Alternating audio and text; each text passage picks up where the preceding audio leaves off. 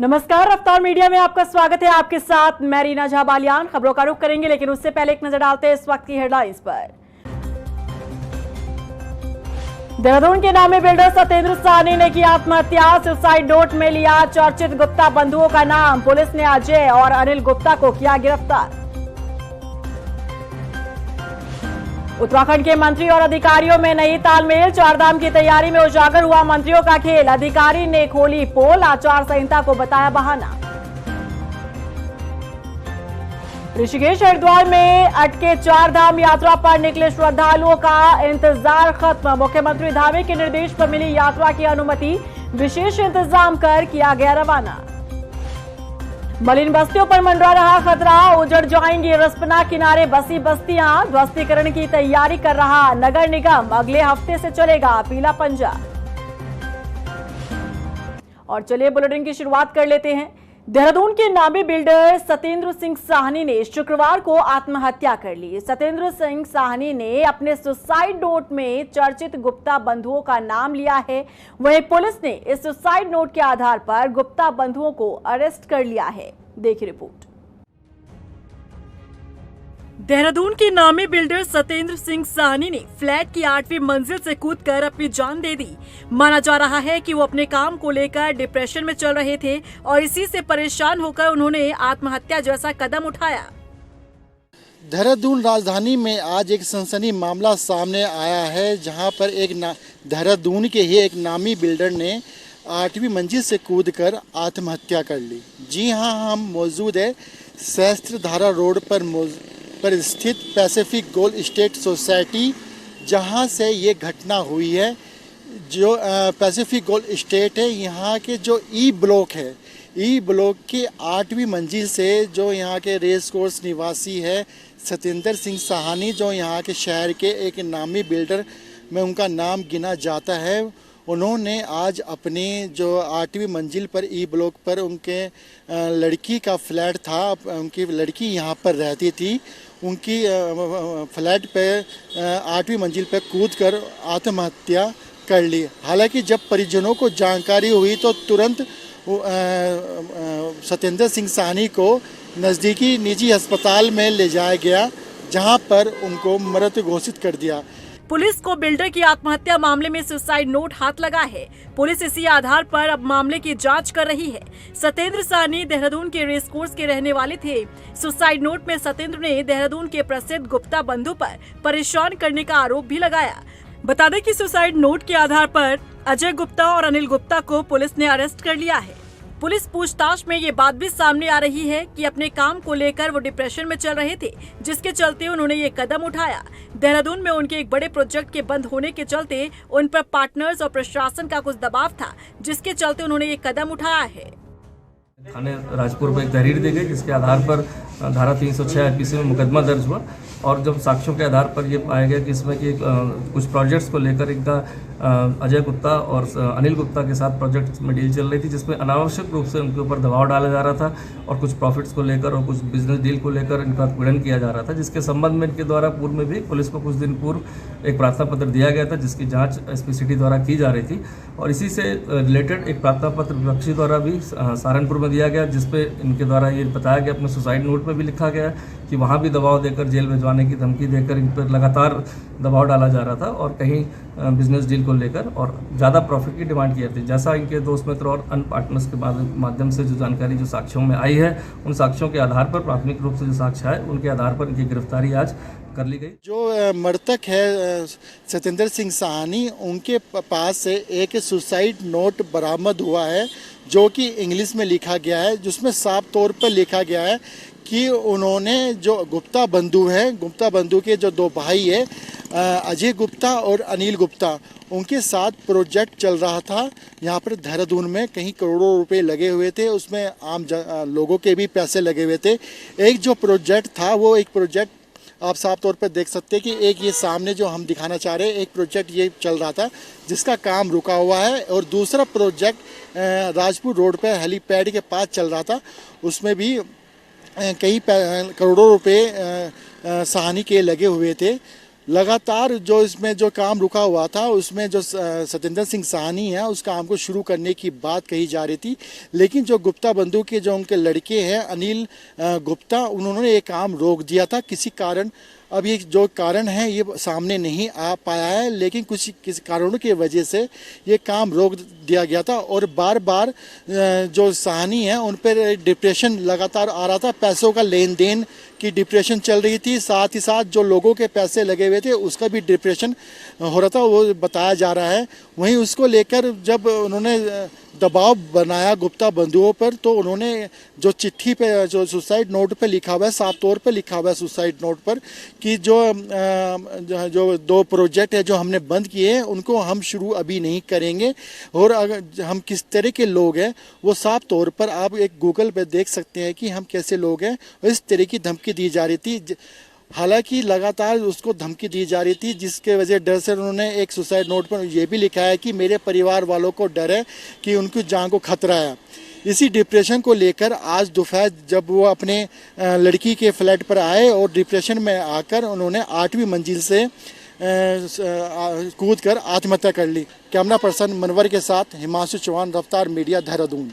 उत्तराखंड के मंत्रियों और अधिकारियों के बीच तालमेल की कितनी कमी है, इसका सच हम आपको इस रिपोर्ट में बताने जा रहे हैं। चारधाम यात्रा की जिम्मेदारियों से मंत्री किस कदर भाग रहे हैं, इसकी हकीकत सामने आ गई है, क्योंकि मंत्रियों की पोल खुद अधिकारी खोल रहे हैं। देखिए इस रिपोर्ट में। उत्तराखंड के मंत्रियों और अधिकारियों में नहीं तालमेल, चारधाम की तैयारी में उजागर मंत्रियों का खेल। अधिकारी ने खोली मंत्रियों की पोल, सामने आया यात्रा में फैली अव्यवस्था का झोल। हम आपको कुछ बताएं उससे पहले आप कैबिनेट मंत्री प्रेमचंद अग्रवाल का वो बयान सुनिए जिसमें वो जिले का प्रभारी होने के बावजूद दौरे पर न जाने के पीछे का कारण बता रहे हैं। देखिए, आप जानते हैं कि इस टाइम चुनाव की आचार संहिता प्रभावी है, और हालांकि मैं ये भी कहने को तैयार हूँ कि हमारे पहले फेज में हमारा चुनाव हो गया था, उत्तराखंड के चुनाव हो गया था, लेकिन उसके बावजूद आज की तारीख में जो आचार संहिता है पूर्णतया उसको हम लोग पालन कर रहे हैं, प्रभावी है। मेरे आप देखिए कि इसी बीच में मैंने शहरी विकास से संबंधित जो 29 निकाय हैं जो चारधाम यात्रा मार्ग पे पड़ते हैं, उनकी मैं बहुत पहले से इच्छा रखता था कि मैं उनकी बैठक करूं, कैसे वहाँ लाइट की व्यवस्था हो, कैसे पानी की व्यवस्था हो, कैसे शौचालय की व्यवस्था हो, कैसे साफ़ सफाई की व्यवस्था हो, कैसे वहाँ पे नाले और नालियों की सफाई की व्यवस्था हो, हमारे व्यक्ति वहाँ पे मुस्तैद रहें, इसकी बातचीत हो। लेकिन चुनाव आचार संहिता के कारण मैं नहीं कर पा रहा था।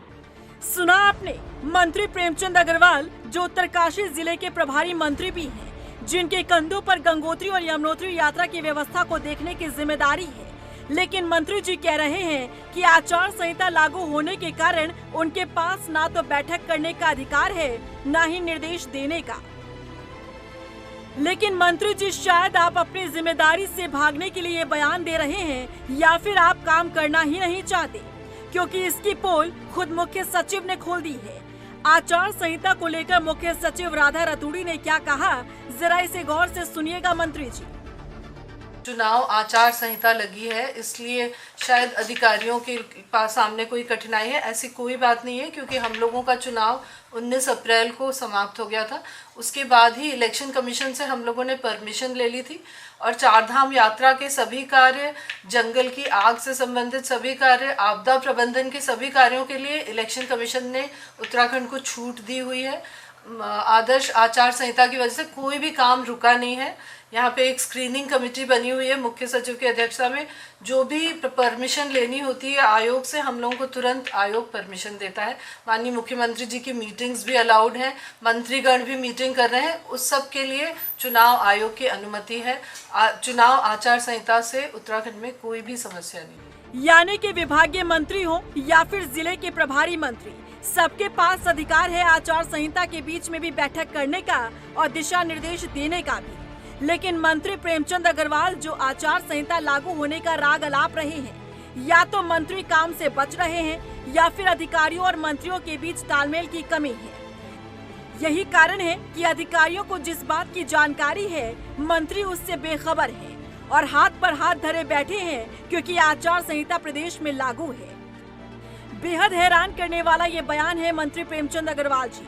वहीं इस मामले को लेकर मुख्य विपक्षी दल कांग्रेस के विधायक प्रीतम सिंह ने भी निशाना साधा है। सरकार चारधाम यात्रा को व्यवस्थित करने में पूरी तरीके से विफल हो गई है, और जब विफल हो गई है तो विफलता जो है इसलिए छुपाना चाहती है कि आचार संहिता लगी है। चारधाम यात्रा अगर सही तरीके से संचालित हो तो इसमें आचार संहिता का क्या मतलब है?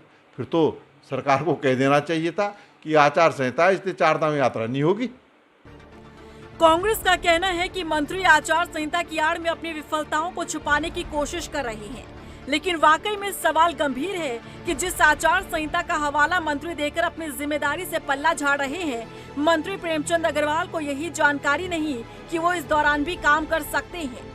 इसकी परमिशन चुनाव आयोग से ली जा चुकी है, जिसकी जानकारी खुद मुख्य सचिव राधा रतूड़ी दे रही हैं।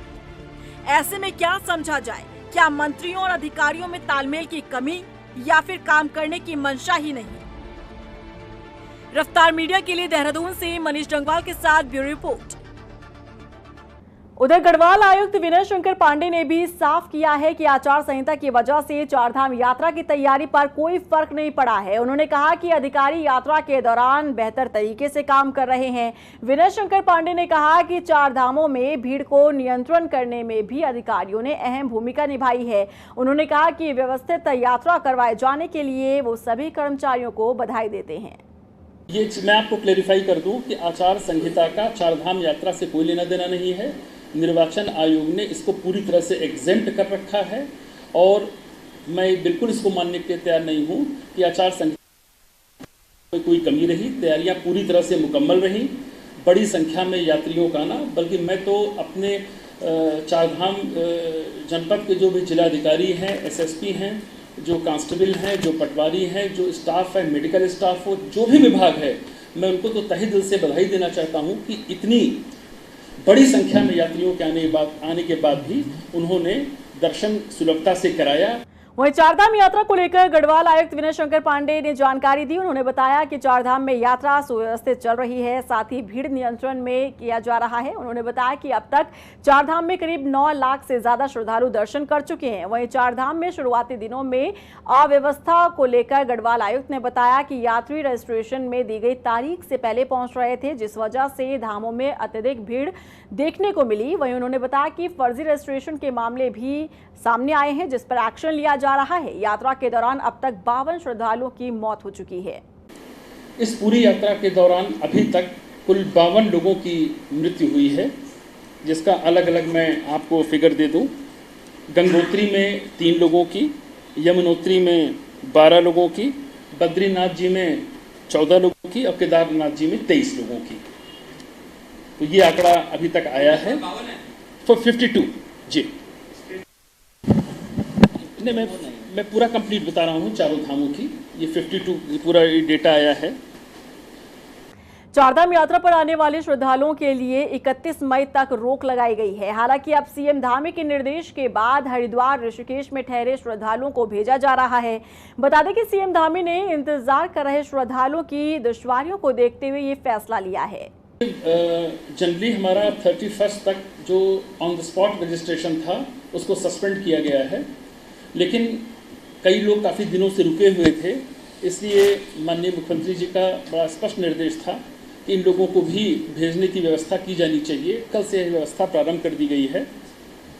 कल 1000 लोगों को ऋषिकेश से रवाना किया गया। आज भी रजिस्ट्रेशन वहाँ पर जो लोग पहले आ गए थे, हम लोगों ने ये होमवर्क कर लिया था।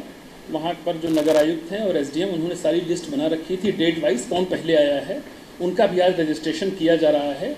इस तरह से हम नेक्स्ट 3 या 4 दिनों में धीरे धीरे लोगों को यहाँ से ऊपर भेजने का काम।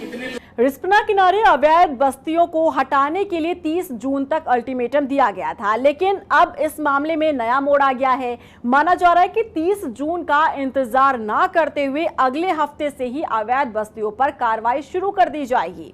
ये रिपोर्ट देखिए। मलिन बस्तियों पर मंडरा रहा खतरा, उजड़ जाएंगी रिस्पना किनारे बस्तियां। कार्रवाई के लिए 30 जून तक का था नोटिस, अब अगले हफ्ते से कार्रवाई की तैयारी। देहरादून की रिस्पना नदी किनारे बसी अवैध बस्तियों को लेकर एनजीटी सख्त नजर आ रहा है। नगर निगम को 30 जून तक अवैध बस्तियों को हटाने का आदेश दिया गया था, लेकिन अब इस मामले में नया मोड़ आ गया है। नगर आयुक्त की माने तो अवैध बस्तियों पर कार्रवाई अगले हफ्ते यानी सोमवार से शुरू कर दी जाएगी। बता दें कि रिस्पना किनारे 27 बस्तियों में सरकारी भूमि पर बने 525 मकान चिन्हित किए गए। इनमें से नगर निगम की भूमि पर 89 मकान चिन्हित किए गए हैं और आपत्ति आने के बाद अब 73 मकानों पर अगले हफ्ते से बुलडोजर चलाने की तैयारी की जा रही है। नगर आयुक्त गौरव कुमार का कहना है कि नगर निगम ने पुलिस से फोर्स की डिमांड की है। देखिए, हमारे द्वारा 89 अतिक्रमण नगर निगम की भूमि पर आइडेंटिफिकेशन किया गया था। उसमें कुछ लोगों ने अपने प्रत्यावेदन दिए थे, लगभग 30 के करीब प्रत्यावेदन आए थे। उनका परीक्षण कराया गया, भौतिक सत्यापन भी कराया गया। उसके उपरांत लगभग 73 अतिक्रमण हमारे ऐसे पाए गए हैं अभी तक जिनके द्वारा कोई भी प्रत्यावेदन या साक्ष्य 11 मार्च 16 से पूर्व होने का नहीं दिया गया है। ये सभी कार्रवाई की जद में है। हमारे द्वारा फोर्स और मजिस्ट्रेट की डिमांड की गई है, जो कि हमको बहुत जल्दी ही प्राप्त हो जाएंगे। उसके उपरांत हमारे द्वारा इस पर कार्रवाई प्रारंभ कर दी जाएगी। इसमें अहम बात यह है कि अवैध बस्तियों पर कार्रवाई करने के लिए 30 जून तक का नोटिस थमाया गया था, लेकिन अचानक ये फैसला बदलना कई सवाल खड़े करता है। बता दें कि बीते दिनों मलिन बस्तियों में रहने वाले लोगों ने देहरादून में कार्रवाई के खिलाफ हल्ला बोल किया था।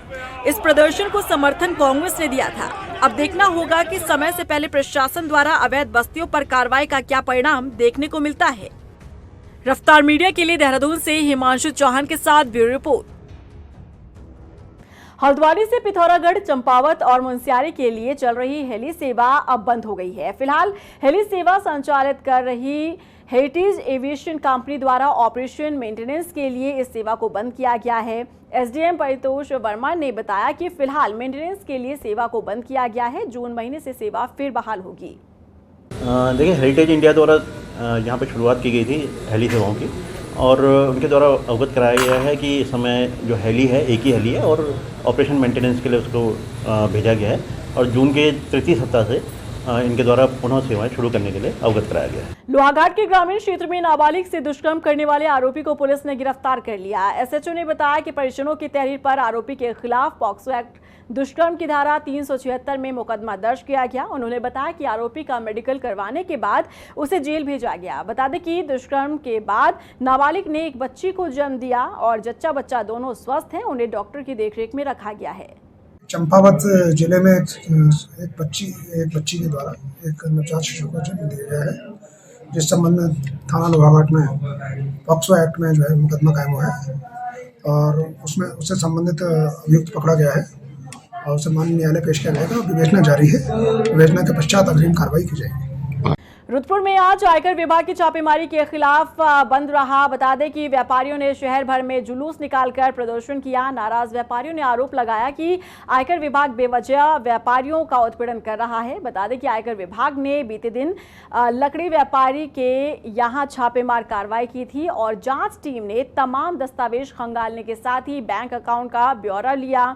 वहीं व्यापारियों के प्रदर्शन का कांग्रेस ने भी समर्थन किया है। इनकम टैक्स विभाग का द्वारा जो उत्पीड़न किया जा रहा है व्यापारी का, कल हमारे नारंग फर्नीचर पर पहुंच गए थे। उन लोगों ने हमें परेशान करा। रौनिक नारंग जी हैं, उनके फादर हैं गुलशन नारंग जी हैं, इन लोगों को परेशान करा गया। पहले तो सर्च वगैरह करते रहे, सर्च की आड़ में अब 24 घंटे गुजर जाने के बावजूद भी अभी तक इन्होंने कुछ नहीं करा। तो ये जानबूझ के हैरेसमेंट कर रहे हैं व्यापारियों का, जानबूझ के परेशान कर रहे हैं। तो आज हमें अब ऐसा लग रहा है कि हमें ये जानबूझ के हैरेसमेंट करना चाह रहे हैं। ये अफसरशाही हावी हो रही है, ये हिटलरशाही का काम प्रमाण है।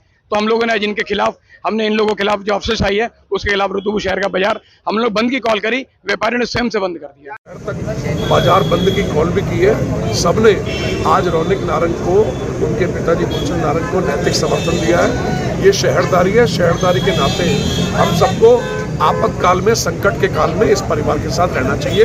और दूसरी बात की, नारंग परिवार के प्रत्येक सदस्य ने इनकम टैक्स की टीम को पूरा सहयोग दिया है और उन्होंने भी गुलशन नारंग जी को घर जाने की अनुमति दी। रात को वो अपने परिवार के साथ सोए और अपना व्यापक जांच पड़ताल करें। हर अभिलेख उनको उपलब्ध कराया है। चारधाम यात्रा में लगातार पहुंच रही यात्रियों की भीड़ को कंट्रोल करने के लिए अब बॉर्डर पर चेकिंग अभियान चलाया जा रहा है। आपको बता दें कि उत्तराखंड का प्रवेश द्वार नारसन बॉर्डर पर बाहरी राज्यों से आने वाले वाहनों की चेकिंग की जा रही है। वहीं बिना रजिस्ट्रेशन वाले वाहनों को बॉर्डर से वापस भेजा जा रहा है ताकि चारधाम में भीड़ को कंट्रोल किया जा सके। वहीं एसएसपी हरिद्वार ने बताया कि पुलिस अलर्ट है। पुलिस के माध्यम से मैं सभी जो यात्रीगण हैं, इनसे जो चारधाम यात्रा पर निकले हैं, उनसे मैं ये अपील भी करना चाहूँगा कि जिनके भी व्हीकल का या जिन भी व्यक्तियों का रजिस्ट्रेशन नहीं हुआ है, कृपया वो अभी इस यात्रा को अवॉइड करें, क्योंकि जिनका रजिस्ट्रेशन नहीं है या करीब 15 दिन के बाद का रजिस्ट्रेशन मिला है, उनको हम लोग वापस भेज रहे हैं, क्योंकि वहाँ पर बहुत ज़्यादा भीड़ हो गई है, काफ़ी ज़्यादा वहाँ पर लोग पहुँचे हैं, जिससे वहाँ की जो व्यवस्थाएं हैं वो चरमरा रही हैं। वहाँ पर जो व्यवस्थाएं हैं वो उसको सुचारू होने में थोड़ा समय लगेगा, इसलिए कुछ यात्रियों को हरिद्वार में हम लोग रोक रहे हैं, कुछ को वापस भी किया जा रहा है। हल्द्वानी शहर के सबसे चर्चित करोड़पति ठेकेदार धनंजय गिरी को पुलिस ने गिरफ्तार कर लिया है। लंबे समय से चेक बाउंस के मामले में फरार चल रहे धनंजय गिरी को पुलिस और एसओजी की टीम ने हल्द्वानी के ऊंचा पुल क्षेत्र से गिरफ्तार किया। बताया जा रहा है कि शहर के कई बड़े सफेदपोश और अधिकारियों से भी धनंजय का लेन देन है। आरोपी लंबे समय से ठेकेदारी के नाम पर जालसाजी कर रहा था।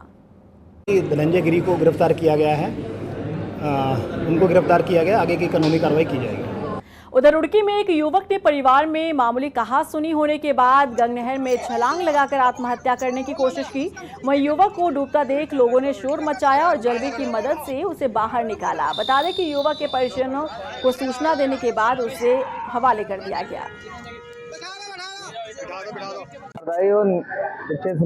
नदी है, वहाँ से कूद गया आयु, एक टेंशन थी इस बारे कूद गया था। बाकी लोगों ने तब रुक के मचाया, सुला नहीं पा रहा था, आ गया था। तब जहाँ मैं कूदा इसे बचा लिया। तो आदि 15 मिनट लगे। बीच से निकालना किनारा भारी पड़ गया। पानी रफ्तार बहुत तेज हो रही है, टेंशन थी कुछ। घर वाले आ गए थे तो घर वालों को हवाले कर दे रहे परिजन थे। और इसी के साथ फिलहाल इस बुलेटिन में बस इतना ही, लेकिन चलते चलते एक नजर डालते हैं इस वक्त की हेडलाइंस पर। देहरादून के नामी बिल्डर सतेंद्र साहनी ने की आत्महत्या। सुसाइड नोट में लिया चर्चित गुप्ता बंधुओं का नाम। पुलिस ने अजय और अनिल गुप्ता को किया गिरफ्तार। उत्तराखंड के मंत्री और अधिकारियों में नई तालमेल। चारधाम की तैयारी में उजागर हुआ मंत्रियों का खेल। अधिकारी ने खोली पोल, आचार संहिता को बताया बहाना। ऋषिकेश हरिद्वार में अटके चारधाम यात्रा पर निकले श्रद्धालुओं का इंतजार खत्म। मुख्यमंत्री धामी के निर्देश पर मिली यात्रा की अनुमति। विशेष इंतजाम कर किया गया रवाना। मलिन बस्तियों पर मंडरा रहा खतरा। उजड़ जाएंगी रिस्पना किनारे बसी बस्तियां। ध्वस्तीकरण की तैयारी कर रहा नगर निगम। अगले हफ्ते से चलेगा पीला पंजा।